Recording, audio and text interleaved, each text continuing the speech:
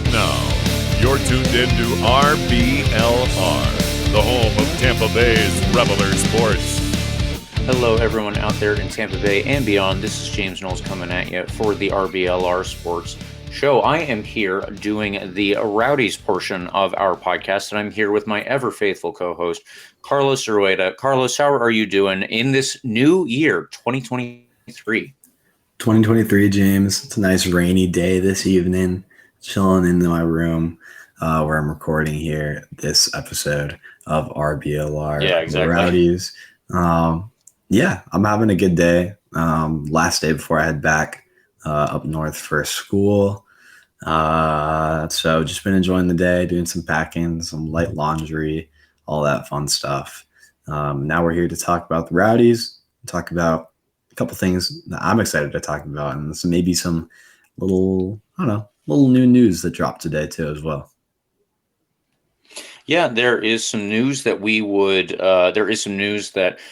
have to go over for this episode. There is some news, I believe, that's coming down the pike, according to Rowdy's Twitter, but unfortunately, we can't report on stuff that we don't know yet. So what are we going to do when we can't report on anything? Well, we're going to do baseless speculation, Carlos. I think that's the obvious answer, right? Like any logical person would do, of course. Yeah, naturally. So last week, we were going to originally do an off-season wish list podcast, hence our crazy speculation. But as it turned out, we ended up having Ryan Davis available to us, and that turned into a wonderful interview. I learned even more than I honestly expected going into that. And I would like to, again, plug his podcast, Muddy Cleats. That's Cleats with a K, because Ryan Davis is an awesome guy, and I think that it was great to have him on. But to harken back to last week in the holiday season, Christmas, Hanukkah, and any other holidays, obviously, that occur around that time. I'm sure I'm missing several, but gift giving is a big part of the December part of the year. So let's see what gifts we might want to give ourselves if we were, let's say, the general manager of the Rowdies. Carlos, is that a good idea? As far as you're thinking, maybe we could get some online speculation going and see if the Rowdies could help us out there. Yeah, maybe a forward of sorts, James. Maybe that could be on the wish list. But I hear you, and I'm ready to talk about wish list here in a second. All right, perfect. So let's go ahead and do that. Beforehand, really quickly, do want to say please follow RBLR Sports on Instagram, Twitter, and Facebook. And of course, please like and subscribe to our podcast. Now, Carlos, let's start off. I think we're going to break this up into a team wish list and a player wish list. So something specifically for players. Let's get going there. This is just an easy way to get started. You already led us into it. Are we going to sign a single striker this offseason, Carlos? I would like to see, somebody who plays that role. If we were going to sign somebody, you and me specifically, who would you want to see coming into this team?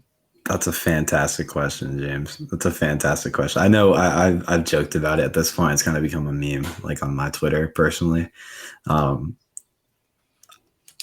being said, I think it's important to note that there are some like forwards, quote unquote, on our roster already. People that can play in the attacking role. Obviously, Leo Fernandez did that for a lot of last year. Dayon Harris has played in that role and looks like he might continue to play in that role. But we're missing a player who we can clearly identify as like his only role being a striker, a forward, a target man kind of guy. Obviously, we had Quinzati, Steven Dos Santos, Kyle Gregg as options last year. So I'm thinking we're missing a big piece like that can come in and lock in as a main go-to striker kind of guy. And somebody I've been like just randomly seeing regularly pop up on my Twitter that I haven't heard in a couple years is a name, Billy Forbes, James.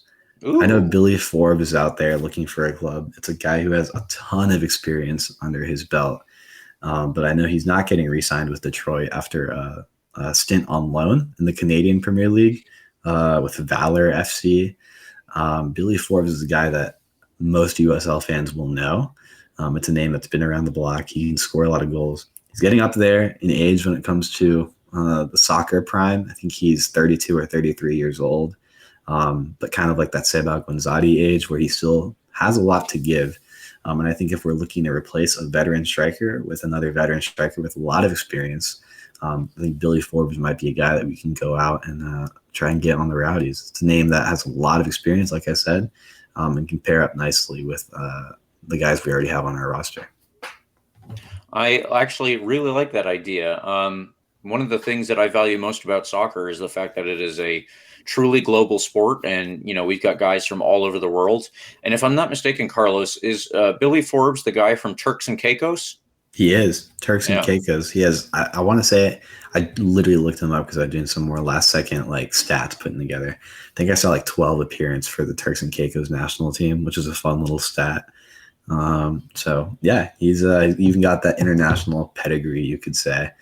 But he's a guy that, again, like I said, if you've been watching USL for more than 2 or 3 years, you've seen him score goals, you've seen his highlights. Yep. He's a guy that I think genuinely could have an immediate impact in Tampa Bay, and obviously he knows about us because he's been around the league. So I'm sure we could be, again, pure speculation, really, really appealing option for somebody like him looking for a club. Well, I'm going to take us in a different direction, and then we're going to go right back into the pure speculation here. What I actually have is a striker that I would like to see us re-sign, and that's Lucky Mkosana.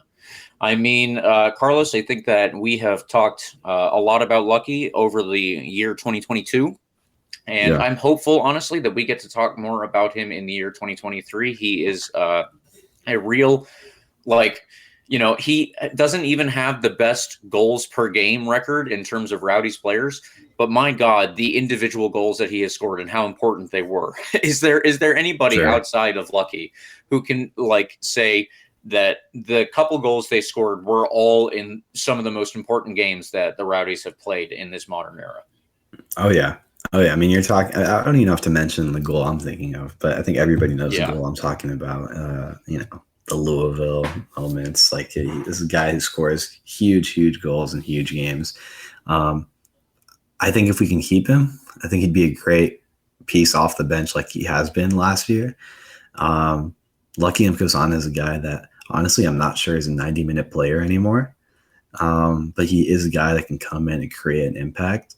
And like you said, I think it's a guy that Rowdies fans want to see stick around. So selfishly, I would totally agree with you and say it's a guy worth re-signing if we can get him back. And again, given the lack of strikers on our roster anyway, we need a little bit of depth. So even, again, if this is somebody who I might not think plays a full 90 minutes, Lucky Mkosana is a guy that you want coming off the bench in the 70th, 65th minute or so, when you're down a goal or when you need the game winner. Like you said, this is a guy who knows how to score big goals, and it's a guy I'd like to have come back on the team if possible.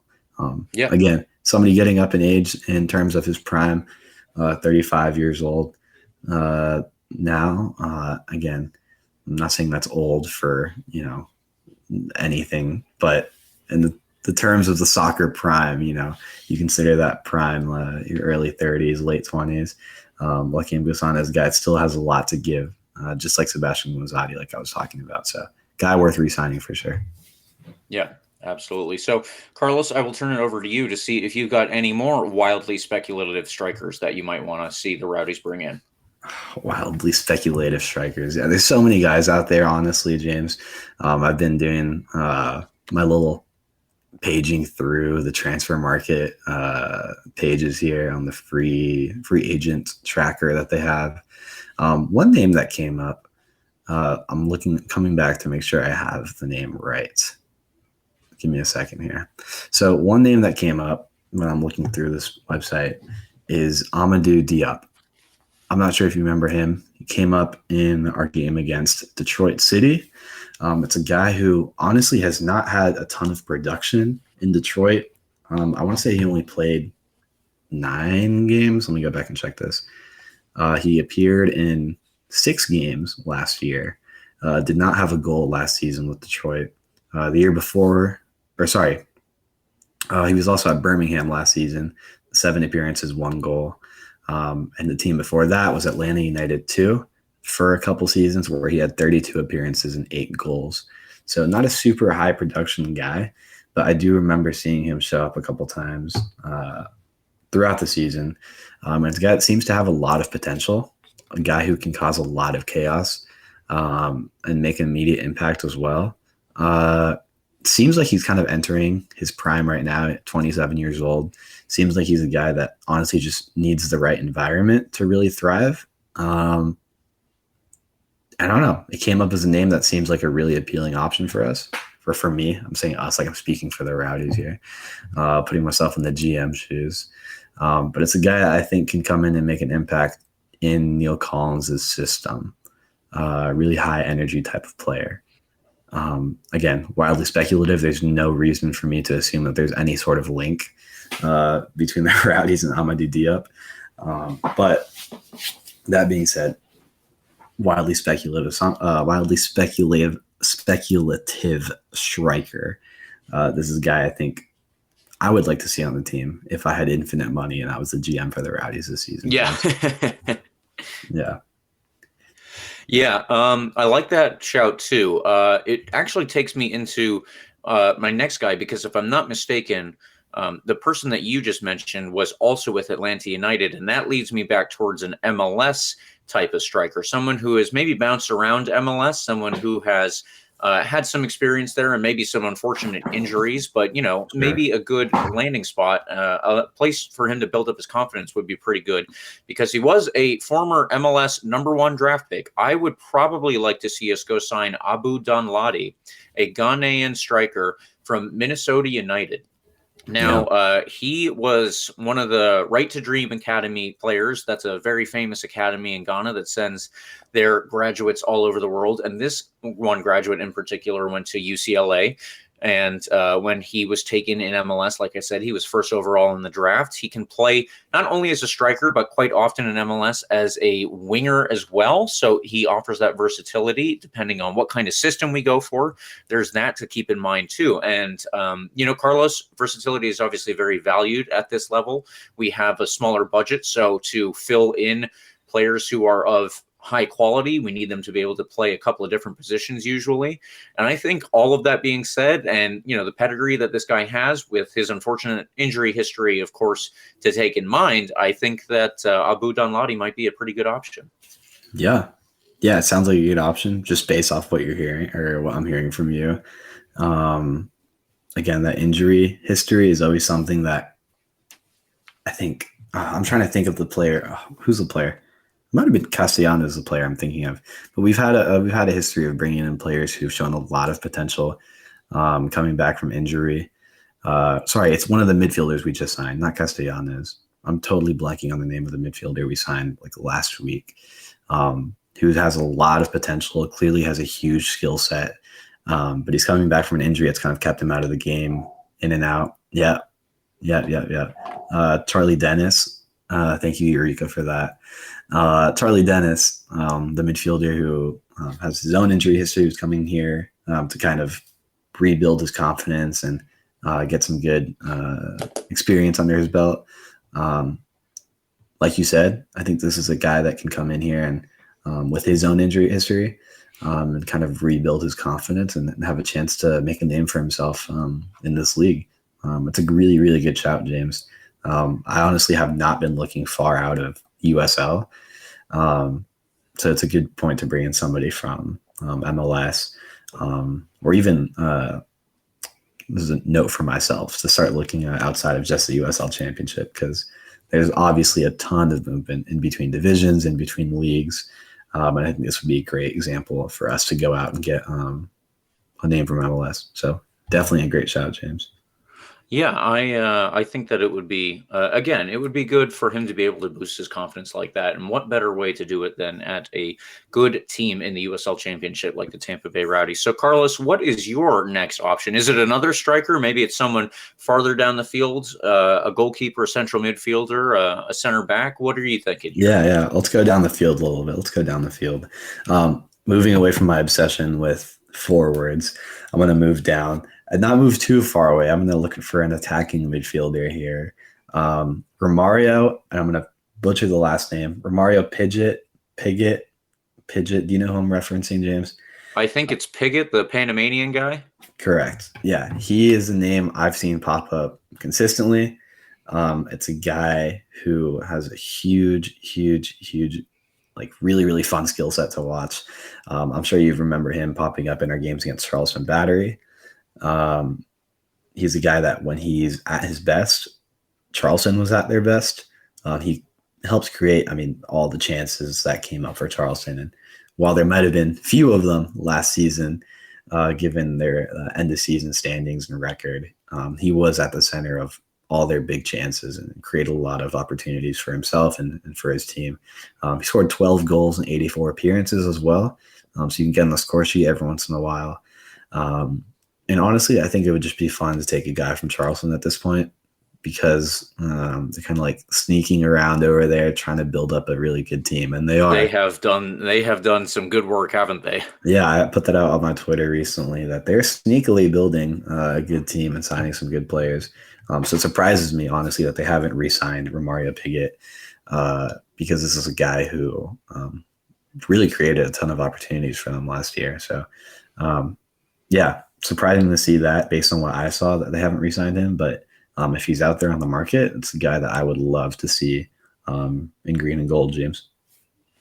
I think that is a very good shout. I think actually, looking abroad, there are a lot of Central Caribbean players who would be really good signings just in general. I think that you have, in fact, just jogged my memory here for a right back that I would like to see come into the USL Championship. I mean, honestly, this guy, when I name him, you might not know the name, but I feel like he's MLS quality, and I'll explain why. The name is Tarek Zimenez. Zimenez is Ximenes, and he is a Jamaican international. Now, he's 18 years old. He's already played, I think, close to 10 times for Jamaica. And, Jamaica isn't a bad team in CONCACAF. They're obviously not necessarily, on the verge of qualifying for the World Cup, although we'll see how it turns out in 2026, of course. But Tarek Zimenez, I feel, is a player who's definitely on his way up to the top. The place that I saw him was in the CONCACAF Under-20 Championship. Nice. And I think that he's got a lot of potential, obviously. You have to have played so much for your senior national team by the time you're only 18 years old. But Tarek Zimenez would be a good signing. He's a right back. And I think that he would offer us not just, the ability to put him at right back, but that would mean that other players can play elsewhere, including Connor Aintley, whom we have seen play as a center back. And maybe Connor Aintley could move to one of the defensive players in a 3-back if we had that. I think that there's just so much untapped potential in the Caribbean and Central America. And I would love to see us take advantage of that more. You think of players that we've had from there in the past, including fan favorite Juan Tejada. You think of Jordan Scarlett, who was this close to making his debut for the Jamaican national team. I would love to see us tap that market a little bit more and leave it less potential unfulfilled. Yeah, I hear you. Honestly, I've never heard of the name you've mentioned, but I brought it up. Doing my little Wikipedia reading. Honestly, there's not a ton on Tarek, but I trust your opinion, James. I trust your opinion. If James thinks he's a good signing, I'm going down there and getting him myself right now from Jamaica and bringing him up to St. Pete. Sounds like an exciting prospect for sure. Any other guys, James, on your list as we go down the field, maybe staying in the midfield first? Well, my next player was not in the midfield. So if you have a midfielder, I'll let you take that, and then I'll drop back into the defense, because that is actually my last individual player that I have. And then, I could start going through all the teams that I remember from the U20 championship that I was just talking about. There you go. So one name I'll bring up here, just out of pure personal connection. Chris Hagart is a guy that was in my grade at Georgetown. I like that. Chris Hagart is currently on contract with Charlotte FC in MLS. Just so much talent. This kid is honestly one of the most exciting players I've ever seen play live. Creates a ton of opportunities, a fantastic dribbler, creates a ton of plays, can pass the ball so well. So you can play in like the wing position. You can play as a center midfielder, really versatile player. He was on loan last season with Charlotte Independence in League One because he's coming back from injury. He's dealing with his own injury history, coming back from that. still on contract with Charlotte FC, but if I could just, like manipulate everything the way I would like it, I would love to see this kid, Chris Hagart, come down here on loan for this season as well. That's a Because good shout. yeah, Charlotte FC doesn't seem like it has, again, just pure speculation. I have no like more insight other than the casual conversation I have with him. There's just, it seems like there's a ton of talent in Charlotte FC. And I'm like, personally, I'd love to see Chris Hagart get some more experience under his belt in a team where he can get a lot more playing time. And again, somebody with this much talent deserves to be playing on the field regularly. Bring him down to Tampa. Come on. Sorry, Tampa Bay for my St. Pete audience as well. But again, this is a guy who sitting in the midfield would be a huge, huge, huge addition. And I know we have a ton of midfielders already, but this is somebody who I would love as another attacking midfielder piece. Chris Hagart on loan down here. I think it would just be, it's a great fit, really, especially Neil Collins' system. So keep an eye out for him. Even if he doesn't come down here, really, really good talent. And I know he's going to excel wherever he ends up this season. Yeah, I liked watching Chris Hagart for Georgetown, the games that I saw him there. And like you said, it's unfortunate that he has had the injury problems that he has, but I'm sure he'll bounce back. And if it happens down here, boy, I would not be disappointed about that. The player that I said was going to take up my next spot is actually two players, and I meant to say that it is one spot. When it comes to left back here, I have some real speculative option and one that is a little closer to home. So depending on how Jake Arman wants to play, maybe we have him as a wingback or maybe a winger, or maybe he steps into the central midfield. Unfortunately, he was dealing with injuries last year, so it might be good to have another option there. What would you do in terms of your option at left back? Would you choose somebody to go ahead of Jake Arman or somebody to go behind him? I have options for both. The option to be his backup, so to speak, is pretty obvious. And this is somebody that I'd like to just see signed to the first team long term. That's Tate Johnson. Tate Johnson is a hell of a kid on the field. I mean, it's just like you would never know how old he is just by watching him play. He has already won a USL Championship assist. That was off a Lucky Mkosana header from his cross in a game against Loudoun United. And I'll tell you, he looked fantastic that day. I would love to see him become a player that we have here long-term and then maybe sell on, whether that's to MLS, maybe that's Europe. And I don't even know, what his ceiling is, so to speak, with my air quotations that everybody listening can definitely see. But, yeah, I would like to see Tate Johnson do well one way or another. And if we are the proper platform for that, then all the better. Now, if we aren't the proper platform and we want to bring somebody else in, and maybe Jake Arman is the backup left back and free him up to play some other roles, then my option is a Tampa Bay native, Ben Sweat. Ben Sweat from Sporting Kansas City, I believe is where he's at now. And he is a USF graduate from, I believe, the Palm Harbor area, according to, his information online. I would like to see him come in because I just like, I like seeing local boys do well here, and if we ever get a women's team, then I would say the same, but it's great to see local talent succeed. And I would like to extend that invitation at least to Ben Sweat to come here and hopefully succeed. Bring him home. He was a former Rowdy too. He had a quick season with us. I loved seeing. I think honestly, I'm pretty sure that first season that I really began paying attention to Tampa Bay Rowdy soccer was his last season with the Rowdies. So it's a name I remember super duper well. And the guy again who still has a ton to give, only 31 years old.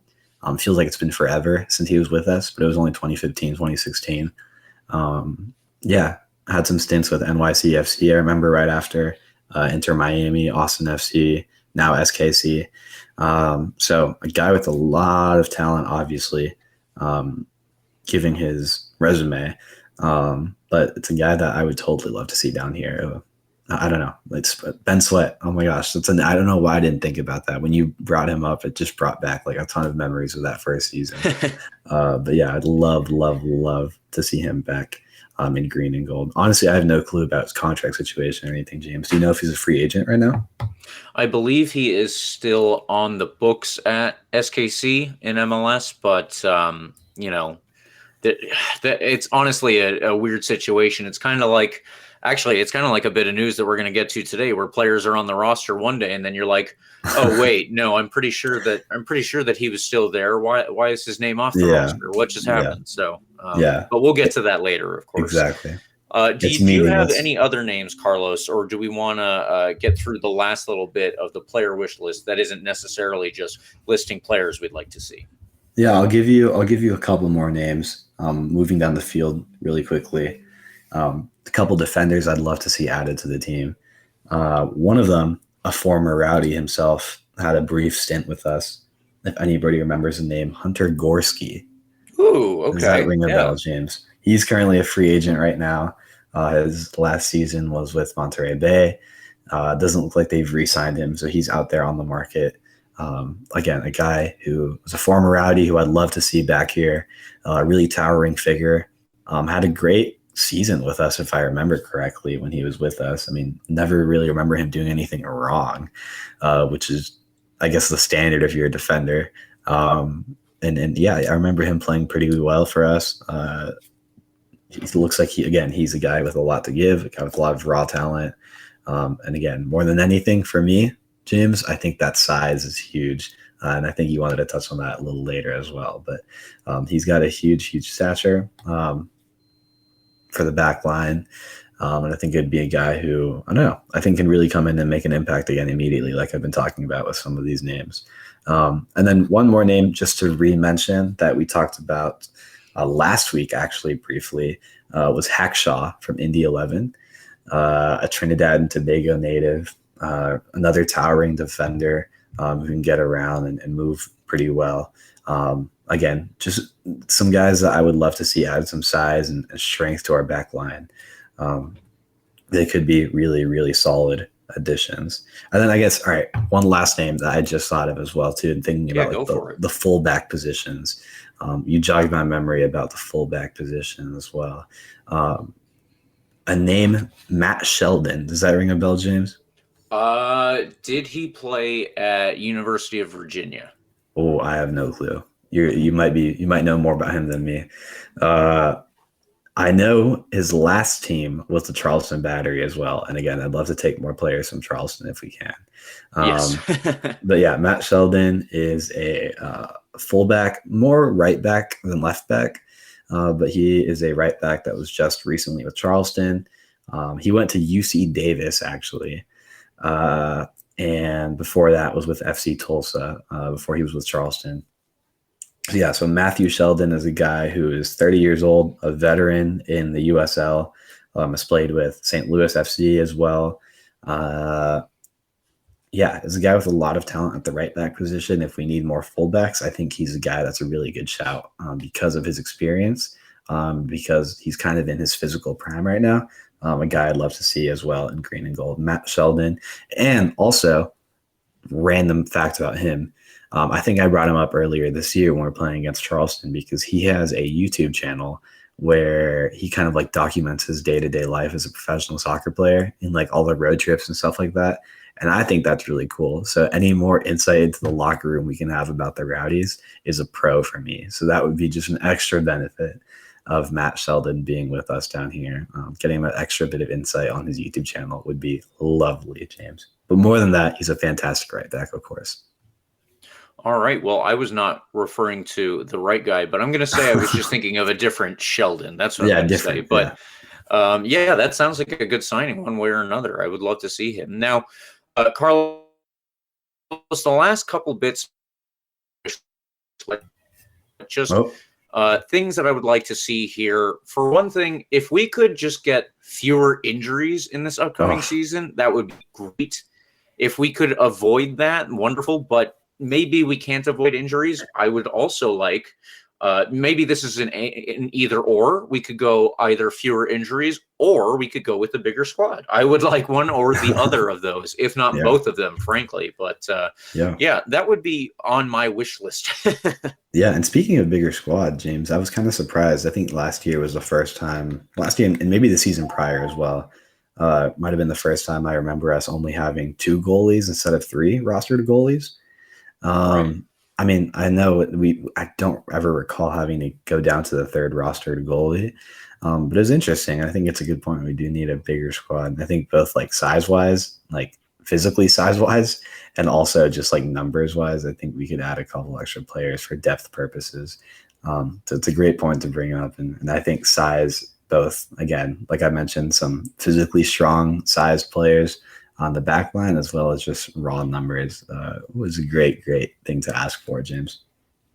Yeah, I would definitely appreciate that personally. The last thing that I want to say is I think it's fun when teams do this, at least at this level. Maybe people are, I don't know, maybe people call it a retirement league kind of thing, but I don't think that necessarily applies for USL. For, you think about all the sales that we've made recently across the pond, and we've actually got a new one to announce today. But yeah, I will go ahead and put it out there that I would like to say we want another Joe Cole type player. Are we going to go get Lionel Messi? I don't think so. But We could. hey, can we get someone in between Lionel Messi and Josie Altidore? Let's say Josie Altidore is from Florida. I mean, he's from South Florida, but hey, is he totally ruled out the Tampa Bay area? I don't know, what he's got left to give in terms of MLS or Liga MX, where he is right now. So maybe that would be something to consider. Maybe somebody else along those lines. I would just like to see, I don't know, some former Mexican international player, some former American international player. There are a couple of guys from the Canadian team who are, I'm sure, retiring now if we're going to consider somebody like that. But let's go get a big name and say, hey, we got this former World Cup player, whether it was the 2022 World Cup or the 2018 World Cup. I would love to see somebody along those lines.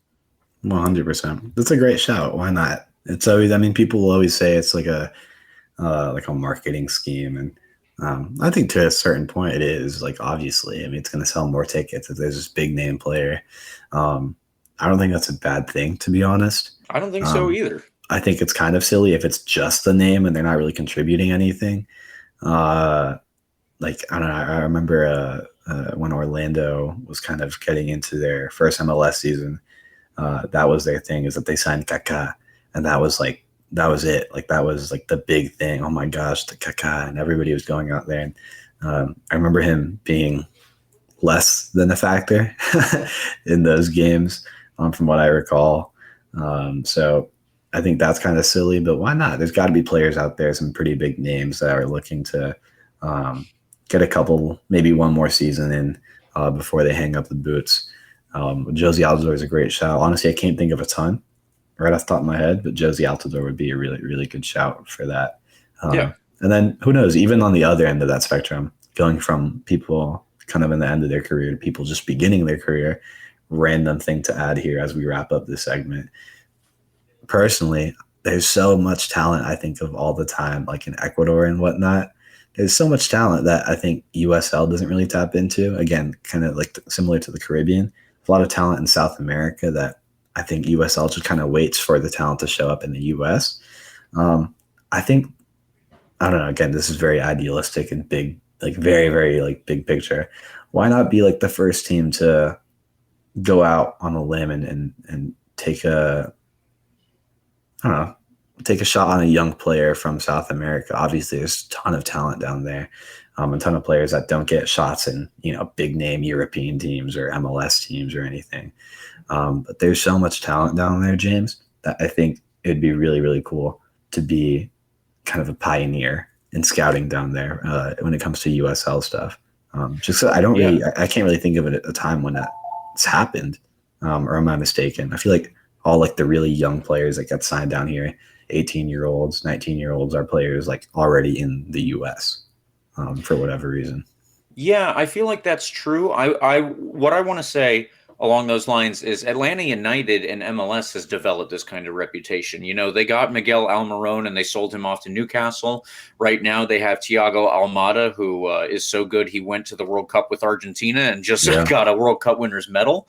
Yeah, why aren't we the Atlanta United of the USL Championship? I would not mind seeing that. Let's be that team. Sure, I know that. I mean, obviously, I know we're talking about less resources than an Atlanta United. But I think there's a way for us to go out on a limb and take a shot in the dark for sure. But Yeah. anyway, last idealistic point. Maybe we can be that entrepreneur of the future, but who knows? Who knows? I Last I little would piece like of the to see wish it. list. Yeah, Yeah. I would absolutely like to see that. So the next segment is about the team overall as opposed to individual players. But before I do that, I do want to say liking and subscribing to our podcast is free. But if you think you might need some new threads, you can also support this podcast a little bit more by heading over to shop.rblrsports.com and checking out all the designs that we've got going on over there. There will be a link in the description. Please do click on it and check us out. If you find that you have some clothes there that you think, oh, I would like that, I would like to wear that, well, hey, here's a promo code for you, COYR, for 10% off of your order. Please Nice. do go look at it online and see if there's anything you'd like. Now, let's move into our final segment here, or I shouldn't say our final segment, our final wish list here. But based on the things that, Carlos, you and I talked about a little bit ago, this is going to be my first one here. I would love to hear about a women's team coming to Tampa Bay. That is on my wish list, numero uno, like up there almost with announcing the whole roster. That's where I am. Yeah. No, I mean, I have nothing else to say on that. You're saying what I want to say. I would love to see a women's team here in the U.S. and in Tampa Bay. And we talked about it before, so I won't even elaborate too much on it again. But it's just like, it would be lovely. It really would be just a great addition to the soccer scene here, both in Florida on the bigger picture, but in Tampa Bay in the smaller region. Like I said, the proximity with Orlando Pride would already create a fun matchup, just because there's not a ton of like regular Tampa Bay versus Orlando matchups. This would be a great avenue to kindle that relationship with the city of Orlando and that rivalry that exists already. So I'd love to see that NWSL matchup, if indeed it is the NWSL that we end up in. If not, obviously the USL has the women's league as well. But again, we're basing, I guess, this wish list item off that report that came out that we are one of the finalists for one of those NWSL expansion spots. So I would love to see that. And something to mention too, we don't even really need to like build a new stadium per se for that. Not really. Even though it's like, the major league of women's soccer. We're talking about, Al Lang that can at, capacity hold 75 to 7,700. In theory, a sold out Al Lang would rank 4th or 5th on the NWSL attendance sheets. So we have a good infrastructure already for NWSL. I think it's a matter of just updating the stadium a little bit. Yeah. As we've talked about, doing the renovations to make it nice and pretty. But as far as like any major new infrastructure, I think despite it being an addition in, the major league of women's soccer, we wouldn't really have to do a ton else. So it'd just be a fantastic addition, honestly, and I'd love to see it here. Yeah. I mean, I live in Tampa, and I would love to see us, continue to build up the stadium in Al Lang, regardless of having a women's team or not. But if we could go there, and I feel like there is an audience, not just in Tampa, but definitely in St. Pete too, for that. If we could sell it out, man, that would be so awesome. I would love to see it. The next one that I had to say, Carlos, just on my wish list here, and then I'll turn it over to you. With so much money being spent and put into the training ground. I think that we're also putting more money into Al Lang over this offseason. I would just like to know, what are some plans for the future? Could we get a little bit of an idea about, if we're trying to stay there long term? Again, I live in Tampa and I would love to see it. I think that Al Lang is not only, beautifully placed in terms of a stadium, literally right on the water and downtown. You could walk a little bit down the street and be at, all sorts of types of attractions, you could say, in nightlife. I think that staying there would be a great thing, but I just want to know if the ownership group really wants to do that. Like, is that their ultimate goal? And if so, I'm on board. Let's just get some clarity on that one, Yeah, that's a good point. Al Lang obviously is that beautiful venue on the water. I think it's, putting my bias aside, I think it's still genuinely one of the most scenic stadiums in U.S. soccer.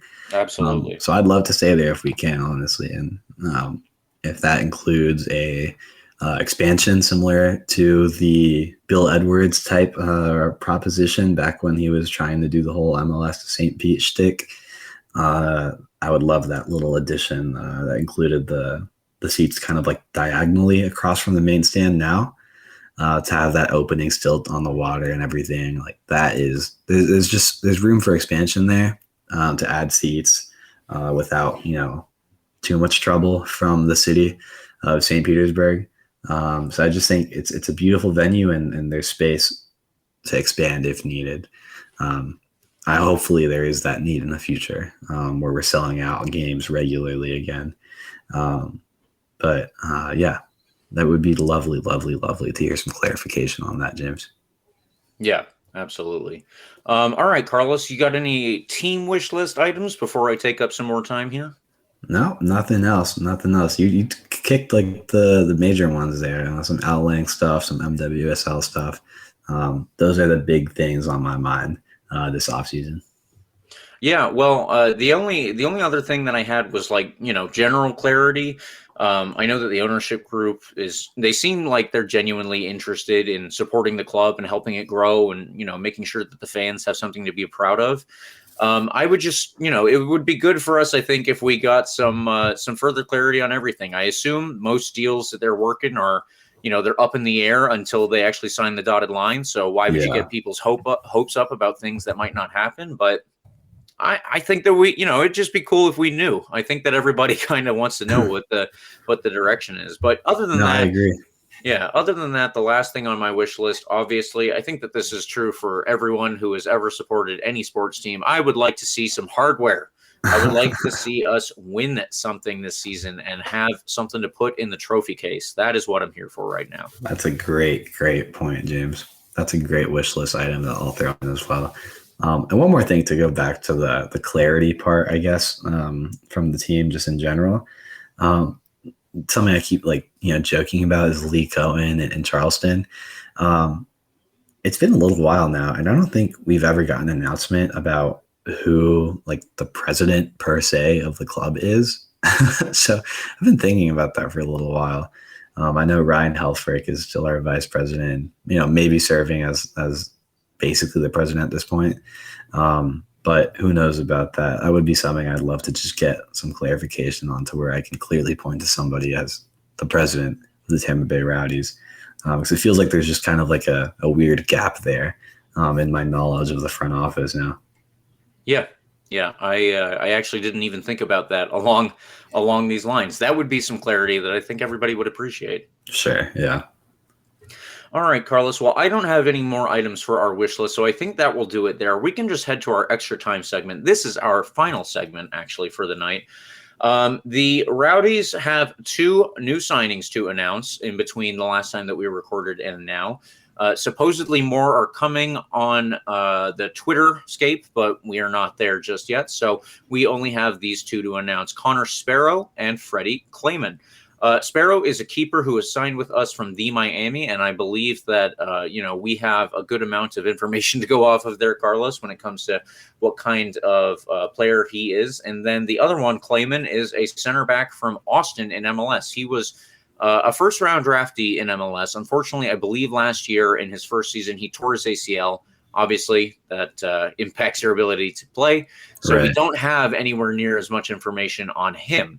But Connor Sparrow, I think that he's got a very good record. If he ends up being our starting goalkeeper, then I'm not too, worried about it. I think that could help us out.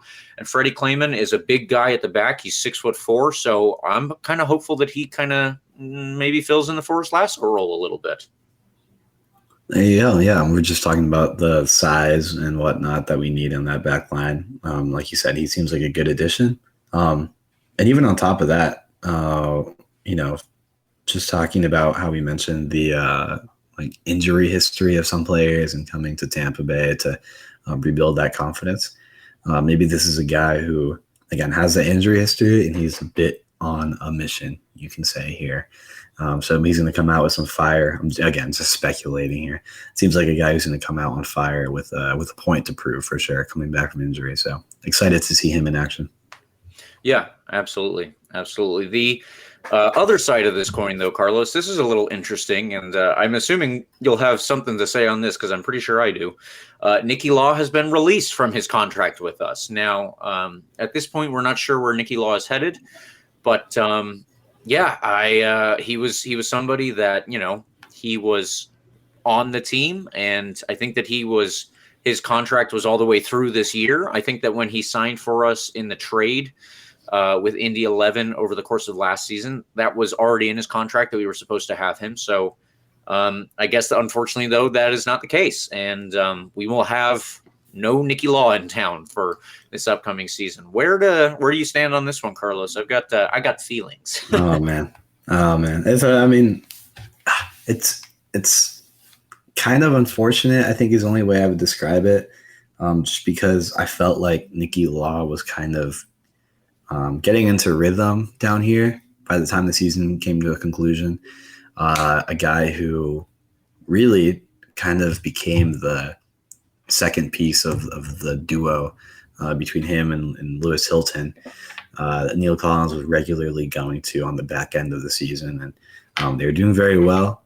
And honestly, when we re-signed him, figured that was the end of the story, and he was just kind of assumed that he would be here this season. But as we've seen now for the second time, I guess this season, nobody is safe, even if you get that re-signed contract. So, unfortunate that he's moving on.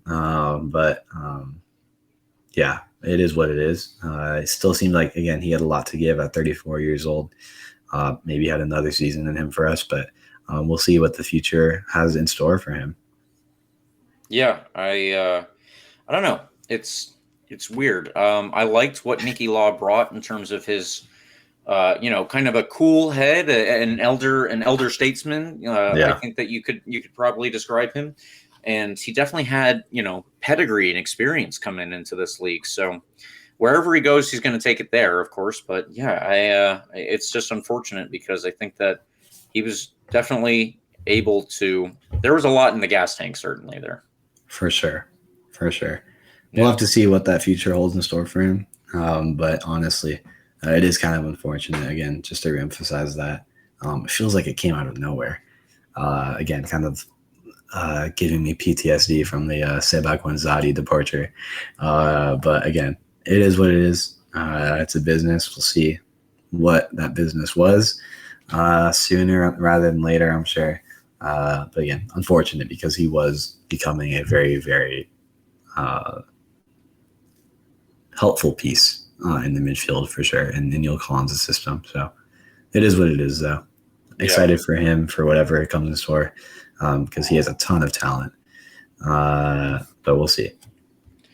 Yeah, I guess he might be transitioning to coaching, but we'll have to see exactly how that works out in terms of where he ends up going. But of course, good luck to him in the future. I think that not only did he contribute for this team, but I'm sure that he will contribute wherever he goes in the next phase of his career. And something that I hinted at earlier, Carlos, there is another USL Championship player that is on the move, not in between clubs in this league, but actually going to the first division in Turkey. That's a pretty good league. They have clubs that compete in the Champions League every year. So that is a hell of a step up. But congratulations to USL Young Player of the Year, Michi Ngalina, who is now headed to, I think it's Göztepe in the Turkish first division. And they bought his contract. So Colorado Springs doing pretty good work over there, and that's the kind of stuff that I think USL Championship should be known for. We should be known for bringing in young players, whether they be from Africa or, like you were saying, Carlos, maybe down in South America, maybe Ecuador, maybe the Caribbean, like I was hinting at. I would love to see us get some young players and move them along to the highest leagues. We've done that with a couple of guys. I know Jose Gallegos is somebody that I mentioned in the past.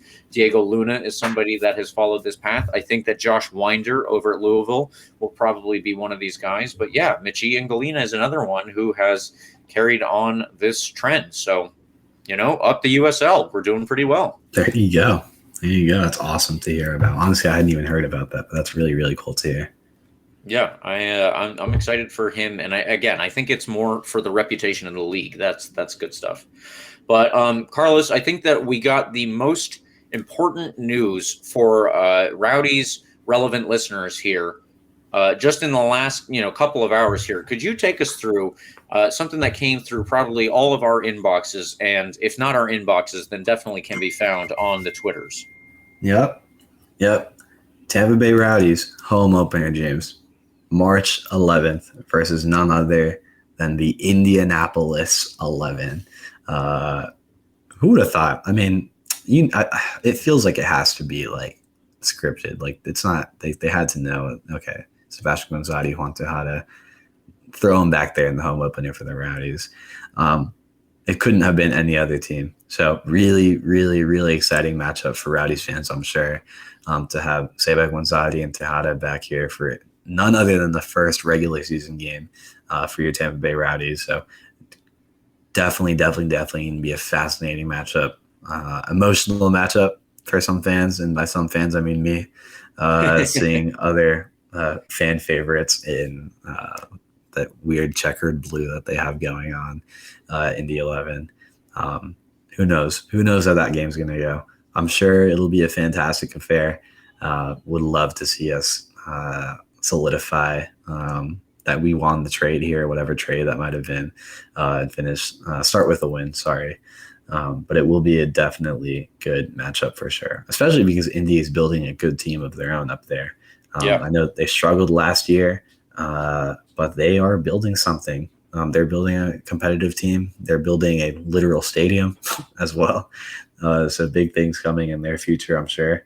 And I'm sure that's starting with a good team this season. So we'll have to see how they shape up to start the 2023 season. Yeah, absolutely. Like you said, hopefully it is with a loss. Correct. Hopefully that is where they start. But that will do it for us tonight, listeners. Thank you for tuning in. Of course, we appreciate you doing so.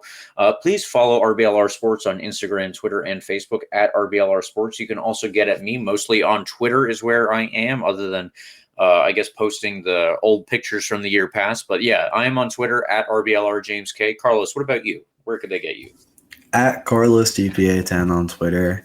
That's where you'll find me tweeting about Rowdy stuff, Georgetown basketball for whatever reason. Fun fact, Georgetown men's basketball is on a 24-game conference losing streak. It's currently the longest losing streak in history in the conference. And it could be, it's tied, and it could be the longest after tonight. So we'll see how that goes. See me be upset about that later tonight if it happens. But yeah, at Carlos DPA10, doing a lot of Rowdies and general sports tweeting. All right. Well, there you go, everyone listening. And of course, please like and subscribe to our podcast. We are on Spotify. We are on the iHeartRadio app. We are on Apple Podcasts. We are on Google Podcasts. We are everywhere that you want to be, whether that's YouTube, any other major podcast platform, we are there. So please check us out, and wishing you a good season as a Rowdies fan. Come on, you Rowdies.